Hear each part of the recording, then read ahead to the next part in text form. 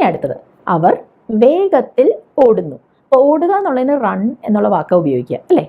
വേഗത്തിൽ എന്നുള്ളതിന് ഫാസ്റ്റ് എന്ന് പറയാം. അപ്പം എങ്ങനെ ഇംഗ്ലീഷിൽ പറയുക സെൻറ്റൻസ്? ദേ റൺ ഫാസ്റ്റ്. അപ്പോൾ ഇനി ഞാൻ ചോദിക്കാൻ പോകുന്നത്, അവർ വേഗത്തിലാണോ ഓടുന്നത്? അപ്പോൾ എങ്ങനെയാണ് ചോദിക്കുക? Do they run fast? Do they run fast ആണല്ലോ.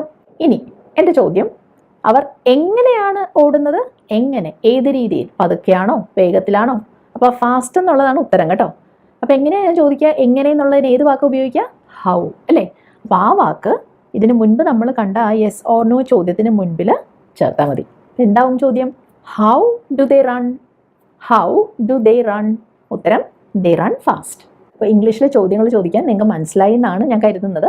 അപ്പോൾ നിങ്ങൾക്കത് ശരിക്കും ക്ലിയർ ആയോ എന്ന് എനിക്ക് മനസ്സിലാവാൻ, നിങ്ങൾക്ക് മനസ്സിലാവാൻ ഞാനിവിടെ 2 ചോദ്യങ്ങൾ മലയാളത്തിൽ തരികയാണ്. അപ്പോൾ ഇതാണ് ചോദ്യങ്ങൾ. ആദ്യത്തേത്, നിങ്ങൾ ചോറ് കഴിക്കാറുണ്ടോ?